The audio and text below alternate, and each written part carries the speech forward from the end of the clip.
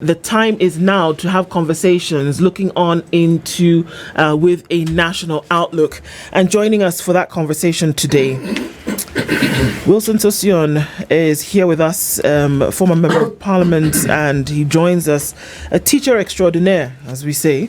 Bwana Sosion, good morning. Good morning. How are you doing? I'm doing good. Karibu sana. Asante sana. Also in the company of Dr. Barrack Muluka, he's here with us as well. Good morning, Doc. Good morning. How are you? Fine, thank you. And Dennis. Good to see you. And the SG. I seem to associate my good friend Sosion more with teaching. Teaching. With Nat. Yes. Of course. Yeah. And then, of course, all these others. And I think she should introduce me as a veteran educator and teacher. Pudding. Plum on the pudding. Veteran educator. Oh, I beg your pardon. Joining us to my left is Wilson Sosion, veteran educator, veteran teacher of grand gravitas standing. I grew up in school when he was SG. Oh, there you go. Of Nat, right? Yes. Did you benefit? Oh, yes, I did. I wish you continued. But there's a time for everything. There's a time for everything under the sun. One's a teacher, always a teacher. When you got into politics, things changed. Well, the political ecosystem determines everything. Everything. So it's important to be in that space. It's not an easy space, but it's important to be there. You know, Julius Nyerere went into politics and became president. But up to now, people still refer to him as Mwalimu. Exactly. Yes. Walimu Julius Nyerere, they do indeed. It would be nice to get an interpretation of a proverb that we're going to share this morning. We're in Botswana this week, and we're listening to what the Wahanga of Botswana had to say. You've probably heard something like this in other circles before, in other cultures, other languages, but this is what it says, this proverb. The child who is not embraced by the village will burn it down to feel its warmth. The child who is not embraced by the village will burn it down to feel its warmth. I'll give you a minute to frown, Dr. Muluka. We hear from Wilson. What are your thoughts about that? How would you interpret that? I think it's about inclusion. And it's about people who maybe want to be included, and if they are not being included by the village could be society writ large. For example, here in 2023, we were talking about inclusivity, and we were seeing lots of fires and pyres and all that, but they disappeared last year in August because the child was impressed by the village. That is an example, an interpretation, and an application. There you go. Bwana Sosion? Yes, indeed. A child who is not impressed by the village is one who is excluded, treated as an outcast, and therefore cannot even sit near a fireplace. You'll have to be pushed to stay very far. So fundamentally, you must light your own fire to warm yourself. and so, literally speaking, it means anybody who is excluded should struggle to be included. You fight for your space. You do. Yeah, in a resilient manner. And life is a struggle. And that proverb also relates to the law of the jungle. Survival for the fittest. For the fittest. So the stronger one survives, and if you are weak, you will be decimated. So you must struggle to be strong. And so life then is a struggle. So even don't complain about exclusion. You're the one excluding yourself. The teacher is Can not exactly right, because when he takes us to the jungle and talks about the law of the jungle, it was already expounded upon in the 1500s by Thomas Hobbes. Later on, other law of the jungle scholars like John Locke, Jean-Jacques Rousseau, that the Leviathan then comes to level the jungle. Level the playing field, as it were. Barrack Muluka is a permanent resident of the social world, and I'm a permanent authority of empirical science. I'm talking about empirical science. Right. There's no empirical science without the social empirical world. science doesn't change. The laws and empirical of science social has space. been applied in the social world. Absolutely not. And to imagine that we have not even begun the conversation. If you are excluded, struggle to get your space. Social science was defining so if the village an excludes atom. you, It was struggle to defining get your an space and atom light your fire. as an element that cannot be divided further by any known chemical or scientific means. And that has since changed. It has since been split. So laws, just in empirical science, just like in social science, do not exist in stasis. Okay, so perhaps we can then ask and start to go into this conversation this morning, because it's necessary for us to do. With every event poses an opportunity for us to have a look at what is going on in the nation, whether it be from the political, social justice sphere. There will be certain things that will be said and or done that would require us to then say, okay, let's double click here and ask questions in a solution finding position. The Devolution conference is what is grabbing everybody's attention this week, and things have been said. A couple of days ago, somebody said to us, why are we doing this? Why are we wasting money to go to Homa Bay? Why are we wasting resources? Why are we wasting time? If everybody were just to look in the direction of the Constitution and try and just follow the law, we would not need to do this and try to remind ourselves. Others say, well, it's necessary for us to huddle together.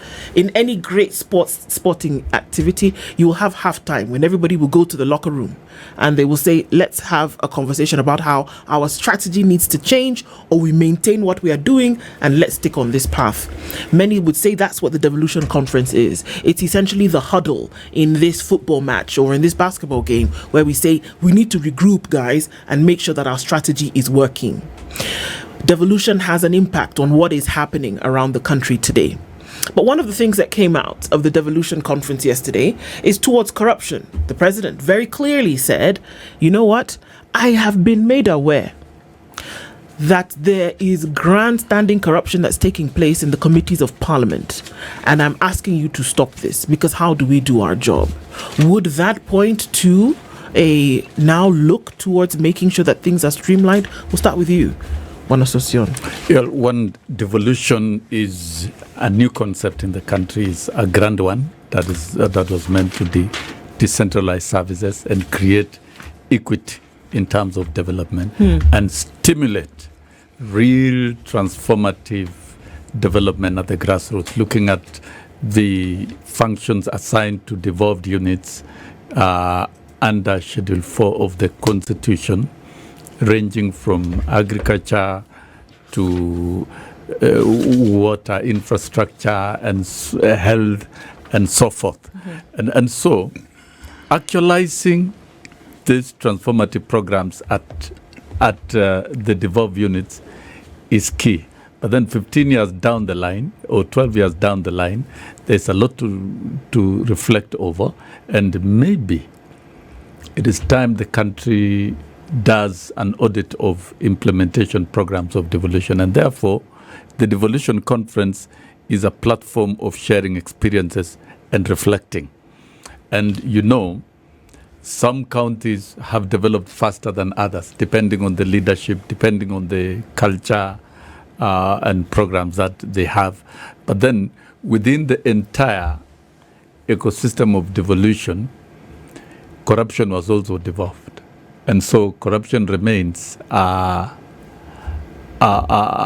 challenge to the general development of this country, whether at devolved units or whether at the national. And the statement by the president, to me, is quite welcome. And I think a lot needs to be done beyond calling out Parliament as an entity that deals with devolution. We must deal with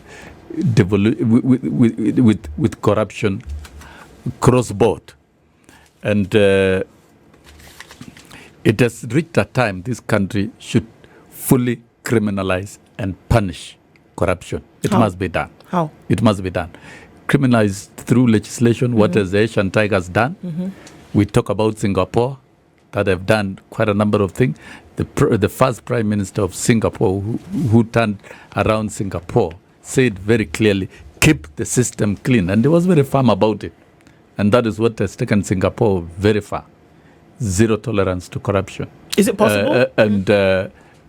Allow me. And all other Asian countries, talk of Korea, talk of Malaysia. And in fact, in Malaysia, the applicability of Sharia laws in punishing corruption is about death sentence if really you are implicated. The criminal justice systems in those jurisdictions work faster and actually punish. And that is why state resources are preserved and they are channeled and utilized for the good of the state. If you go to Malaysia, you will not get an insurance company dealing with medication. You will just walk to a dispensary, get treated, walk to a facility, get treated. That's how they work. And so therefore, corruption being an item of serious discussion at devolution conferences and in all other conferences is key. And it's not just restricted to Parliament. It is everywhere. And so, for the good of the country, let's not talk about, in Kenya, you are talking about let us reduce corruption. But in jurisdictions that have developed and transformed faster, they're talking about criminalizing and punishing those involved in corruption. And that is what it is. There is no shortcut, and I think Kenya should lead the African continent, and the president should continue being firm to slay the dragon of corruption. Unless it is late, it is going to work against many things in this country. Is that possible? And then we'll engage in poetic rhetorics about developing Kenya, about advancing devolution, because what is going on in devolved units, resources are shipped out of the counties. Once it lands in the counties, to Nairobi and to other investments outside the country. And whereas devolution was supposed to attract and retain resources and transform the counties. So if we discuss the item of corruption, it is so extensive and it's a bad disease that must be criminalized and destroyed. Can it be nipped in the bud, Barrack? Because here we are with Genesis, a good friend of 2025. She's been doling out reports and talking about the fact that money has disappeared. Take a pick. Take any sector, take your pick. Money is disappearing in the billions. Well, I'm not going to use the word disappearing. Money is being taken. It's being stolen, and in the billions. And we are saying we want to slay corruption. The president comes out and he talks about, corruption at the committee level in Parliament and says, let's stop it. But there's this huge report, damning report by the Auditor General that we can actually do something about if we're serious about fighting corruption. Why don't we?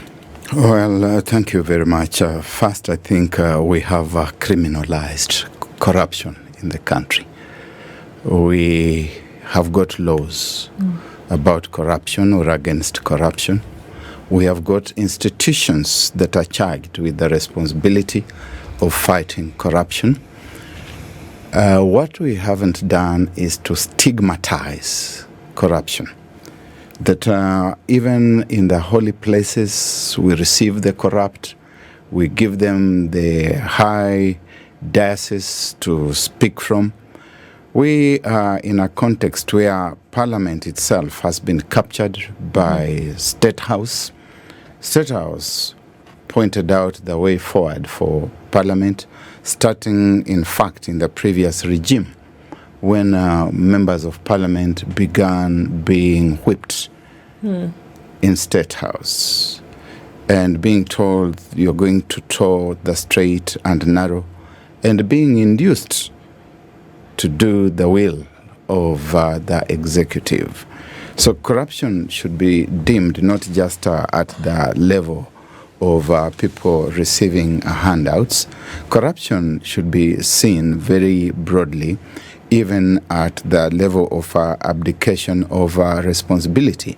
That you have got a legislature that fails to keep the executive on its toes. It's abdication of duty and waiting for so-called orders from above. The president yesterday said that there will be no more resort to orders from above, and that everybody must keep to their square and do what is expected of them.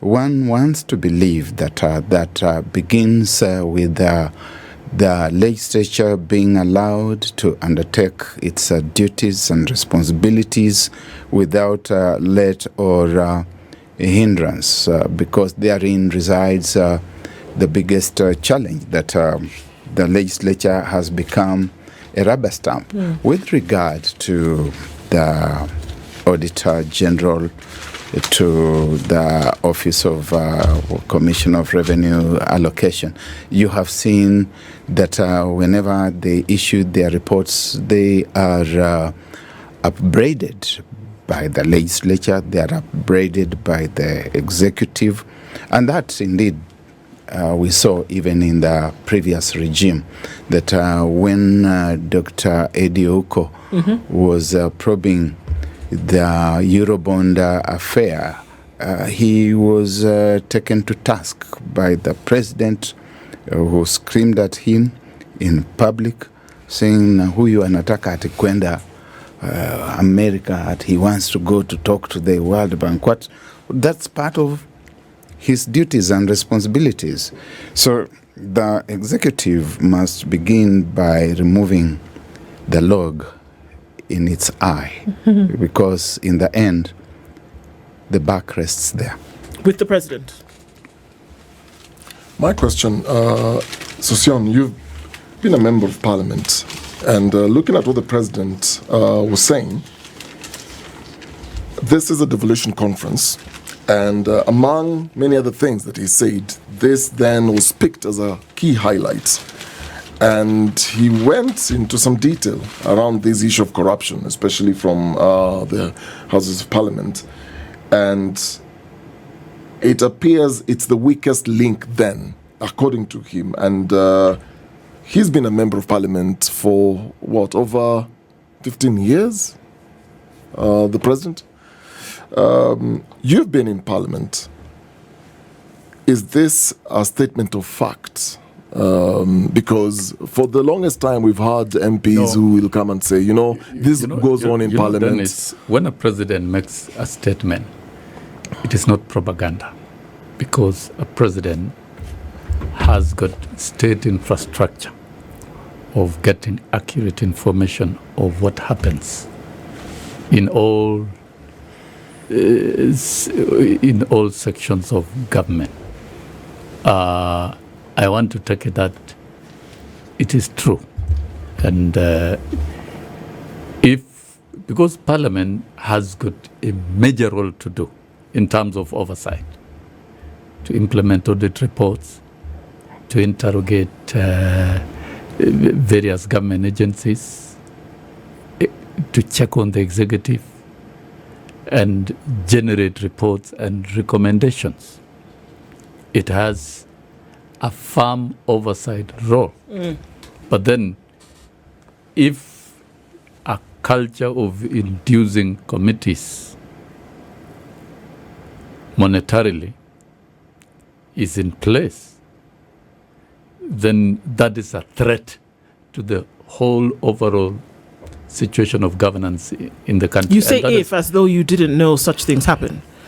No, I don't sit in that place at the moment. Neither do I. Neither do I, and neither do we. But it's evident. My question was: you've been in that space, you've been in committees in Parliament, and to be specific, he was addressing the question of people who are then called to account are being forced or pushed to offer bribes so that they can actually do good reports or look the other way. My question was, from what the president was saying, is that what goes on in Parliament?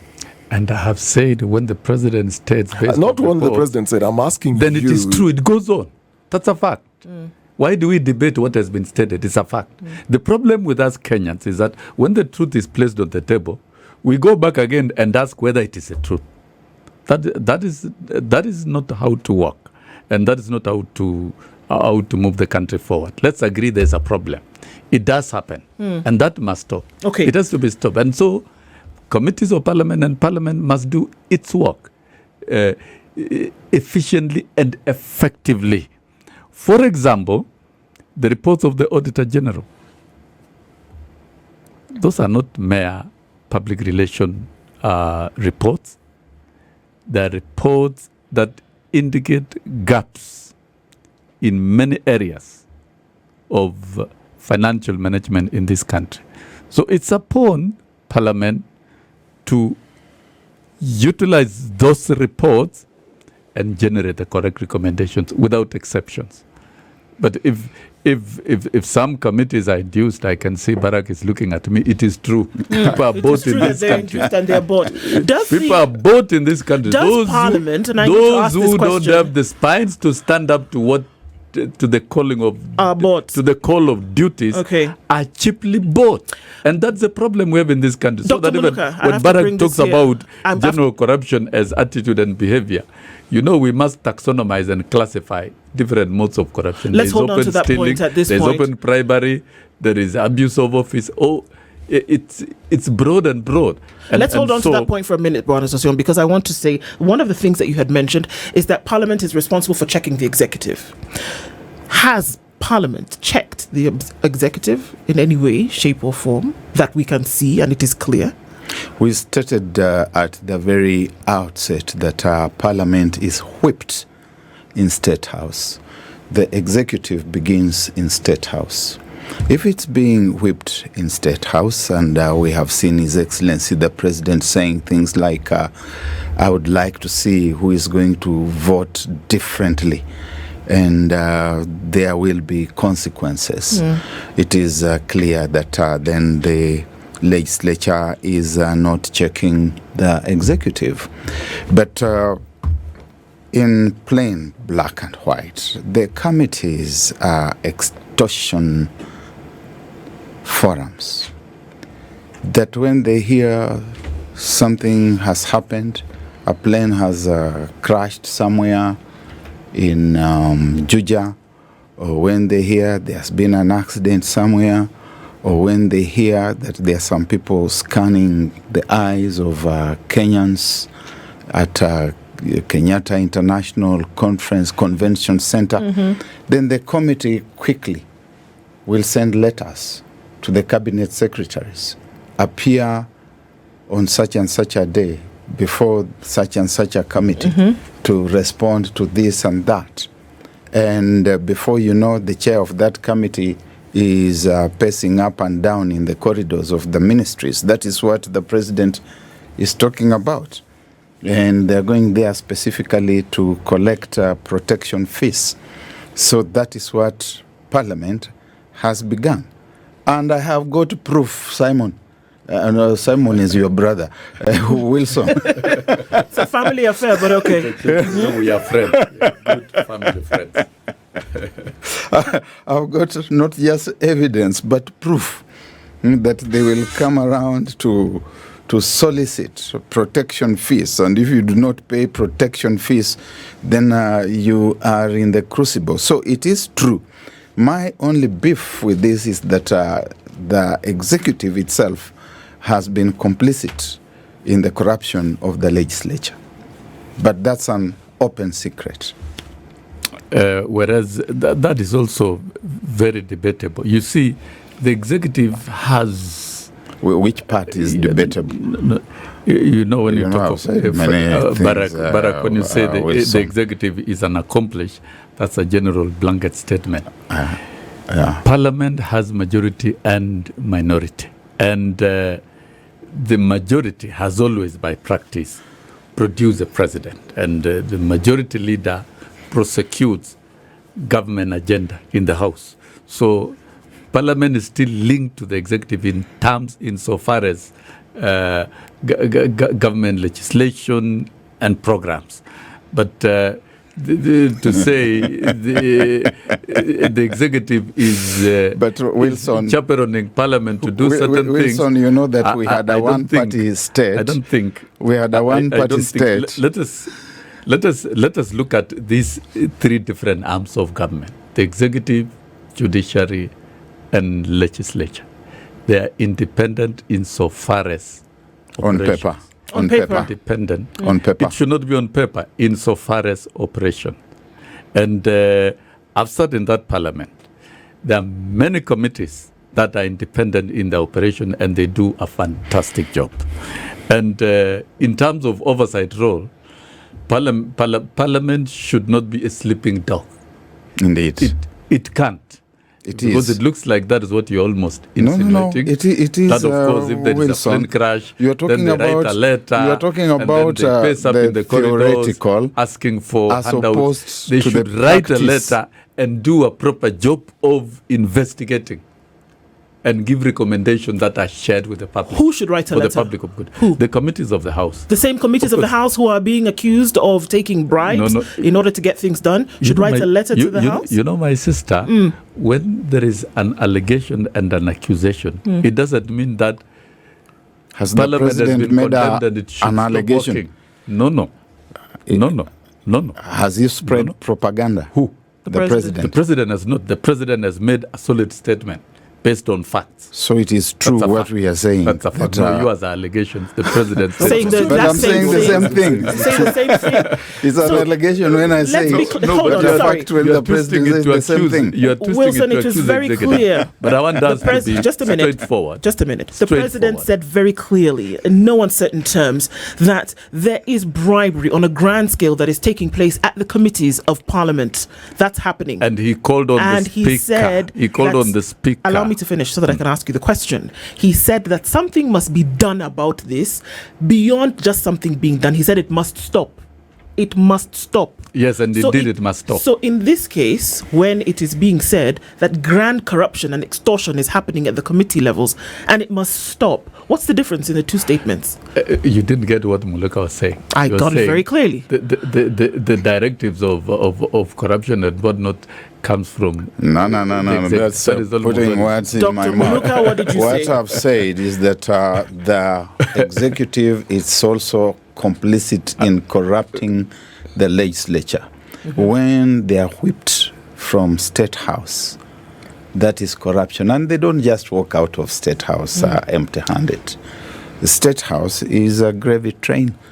They are grist, then they get to Parliament. And even if it's just a threat and an intimidation to the effect that I would like to see who will vote against this bill, and that is on record, then that is already a form of corruption. Mobilizing to support a bill is a different thing. What we'd like, political right, political Mwalimu, when you talk, I listen.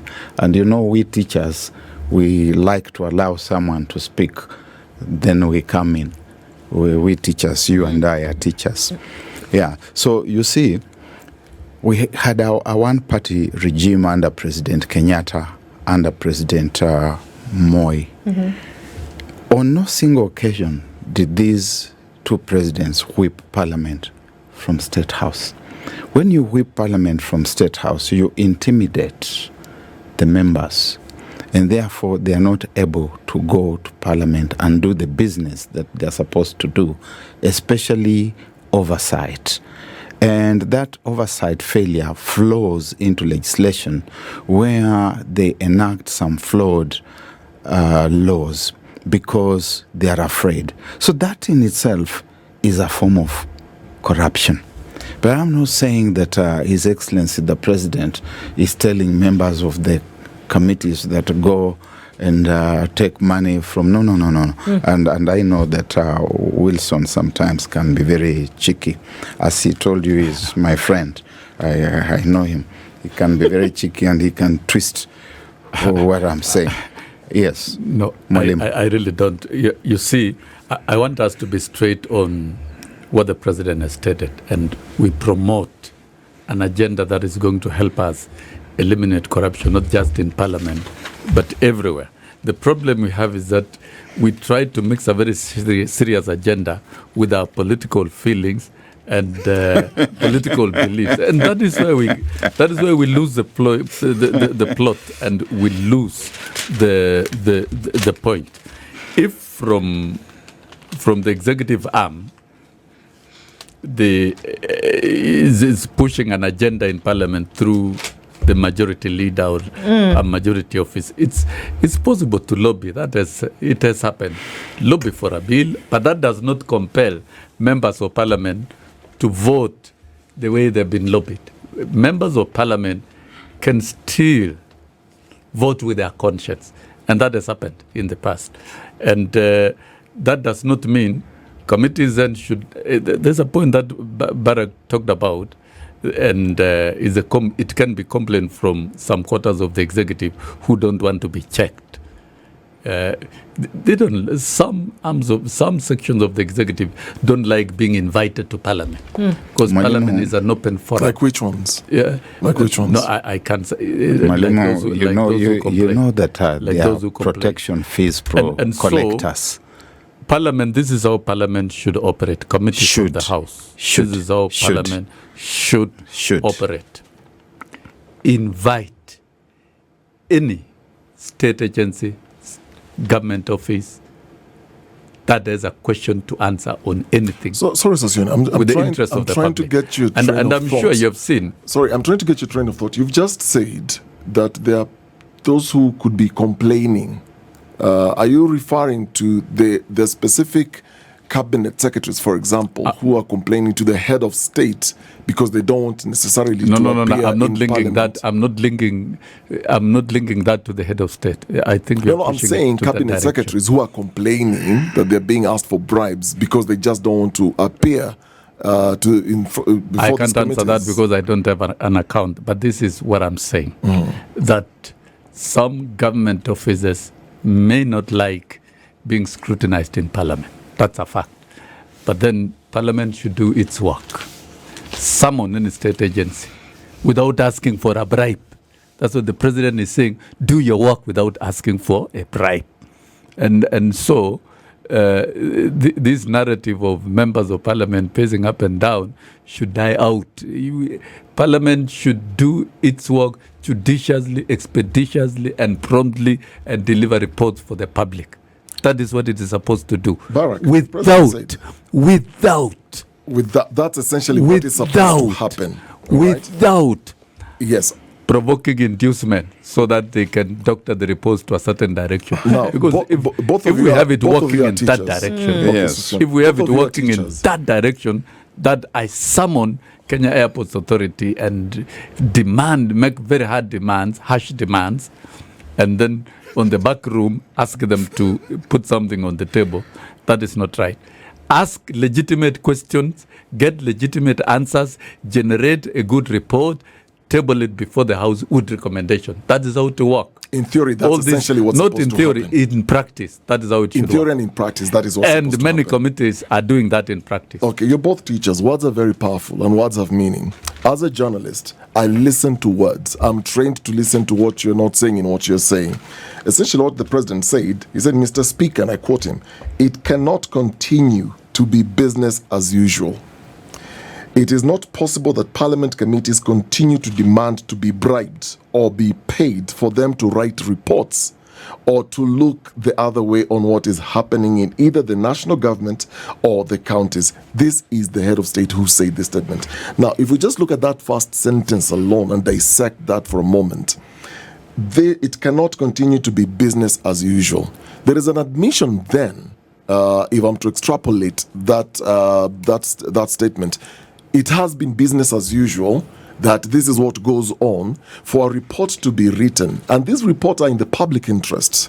Whether it's governors, whether it's cabinet secretaries who appear before these committees, reports are then presented, reports are then tabled in the House, there is a debate in the House, and this is all in the public interest. So what the president is saying, this is what essentially has been going on, but now it can't be business as usual. Is it a case where you've spoiled this child and now they've grown to be so arrogant, they're demanding more of what you're reading beyond this statement?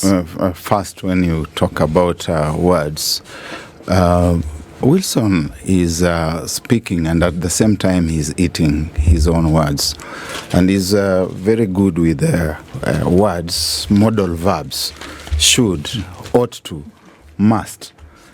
So he's running away from the reality on the one hand, and going back to embrace the reality on the other hand, and somewhere in the middle, therefore, giving a prescription. The prescription he's giving is that Parliament should. He's not saying Parliament is doing this, is doing that. He's saying should. I can't say it's because I don't sit in Parliament.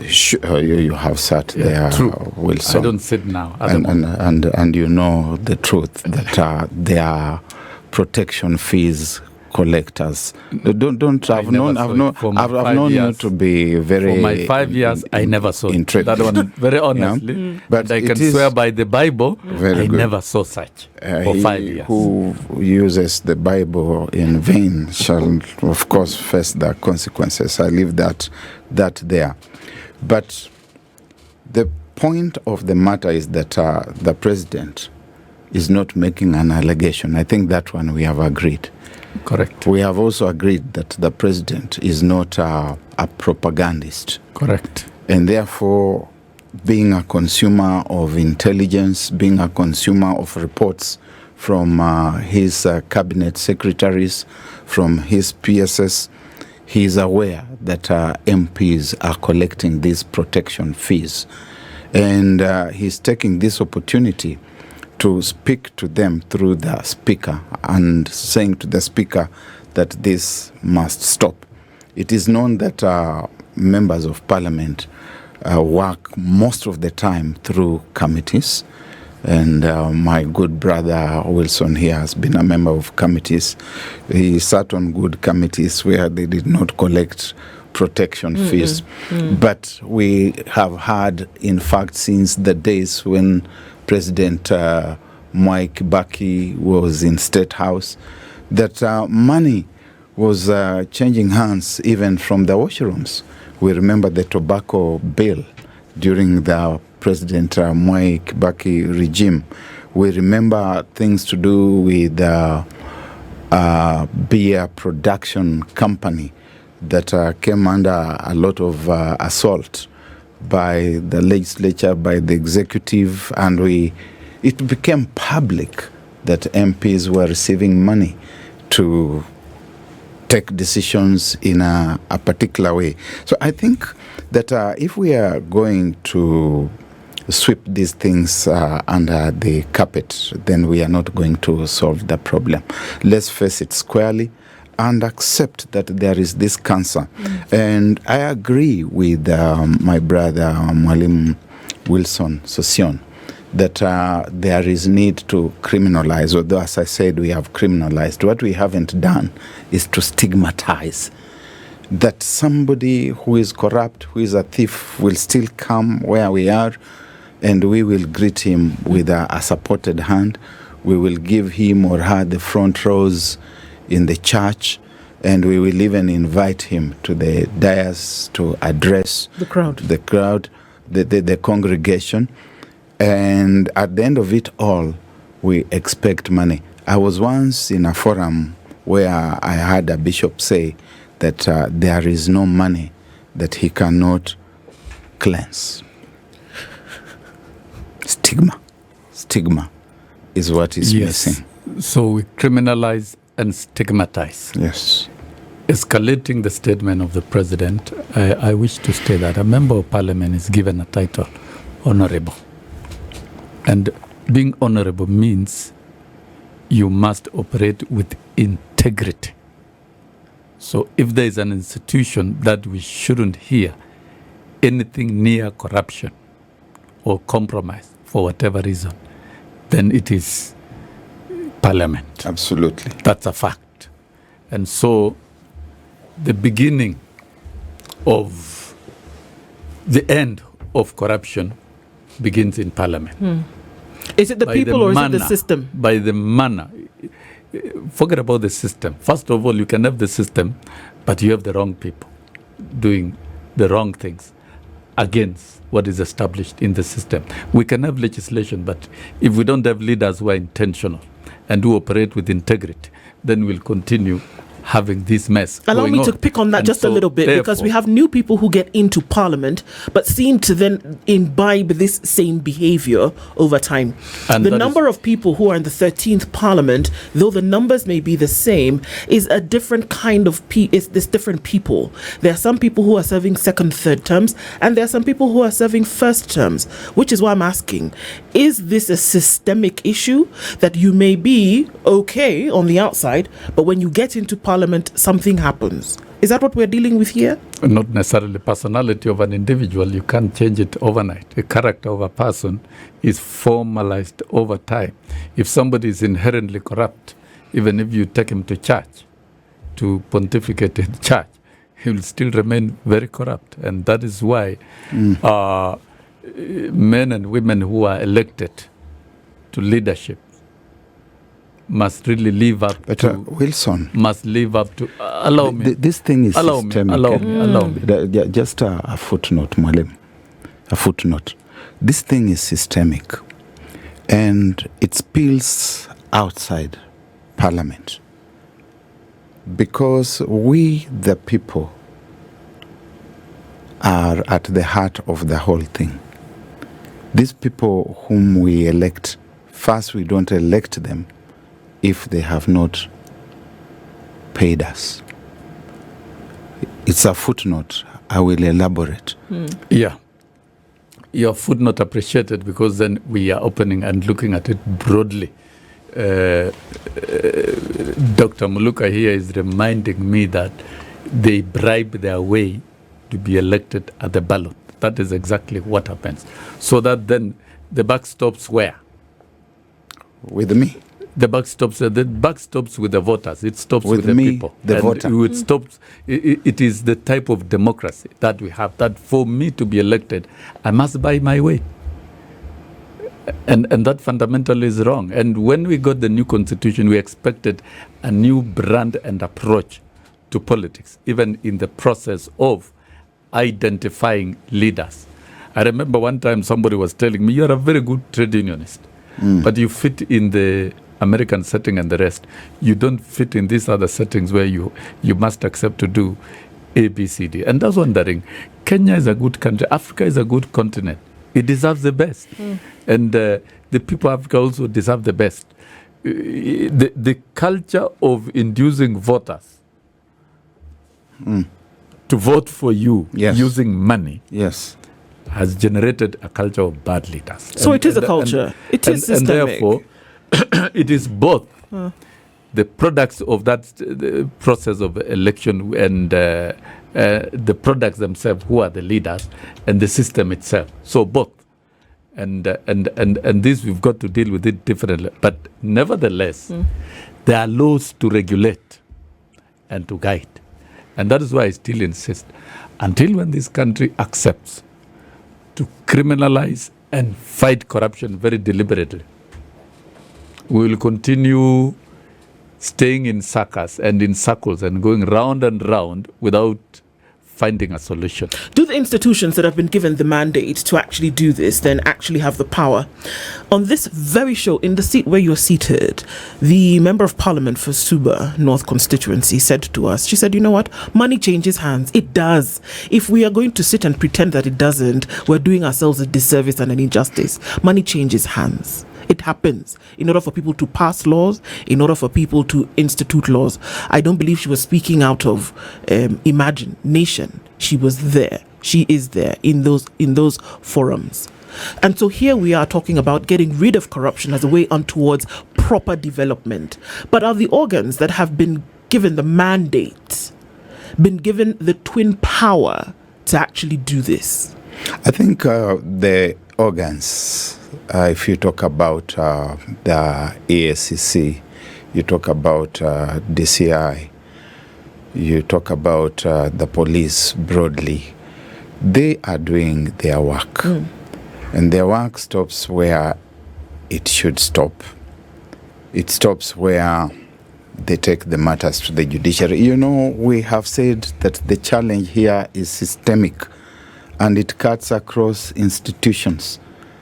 You go to the judiciary and you will find that when there's a very good big corruption case, somebody is also waiting for it.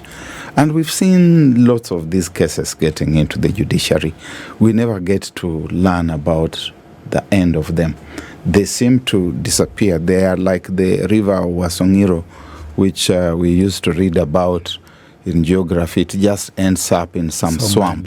Some Lorian swamp somewhere that you cannot say that this is the mouth of this particular matter of corruption. So until the day we rediscover lost values, and they are lost everywhere. They are lost in the academy because there's corruption there. You are hearing about marks for sex.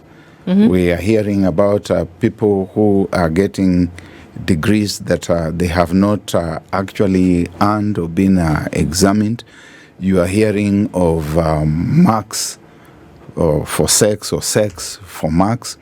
And even in Parliament, we have had women talking about the need to grant men certain favors before certain things can be done.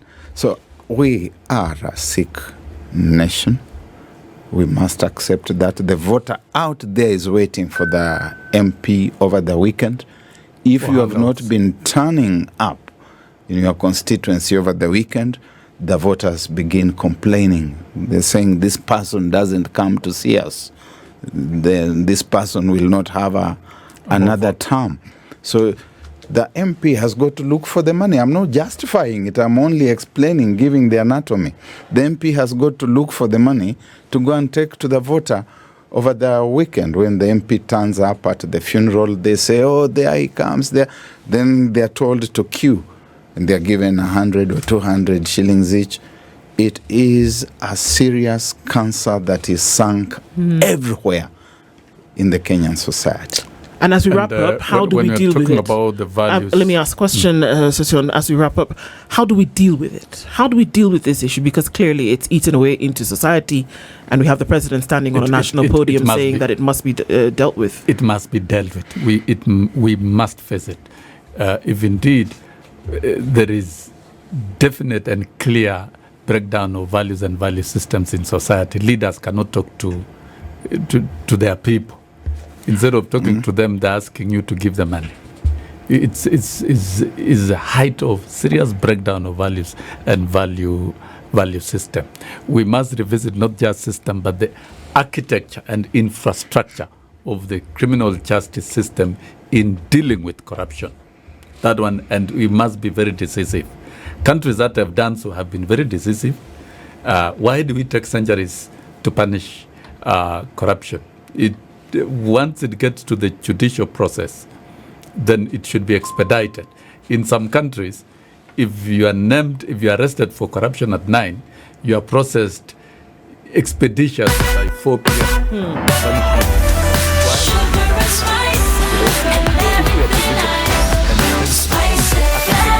Of the criminal justice system of dealing with corruption will change it. That is number one. Number two, through intensive civic education and curricula of whatever nature, we can restore our lost values and value system. And really it can change. It's difficult, it's not easy, but all battles in the world have been won through intensive civic education. And there must be great teachers, resilient enough to deliver such messages like Dr. Barrack, Muluka, and myself, and the rest. But we need an intentional governance system that is determined to put in place a working architecture of fighting corruption of all forms in all spheres of our governance. Not just Parliament, but everywhere. Indeed. Everywhere. Dr. Barrack Muluka and Wilson Sosion. An hour goes very quickly, but these issues are grand They're huge. We need to keep talking about them, and we want to thank you for being able to foster that conversation with us this morning. This is the Situation Room, the only way to start your day.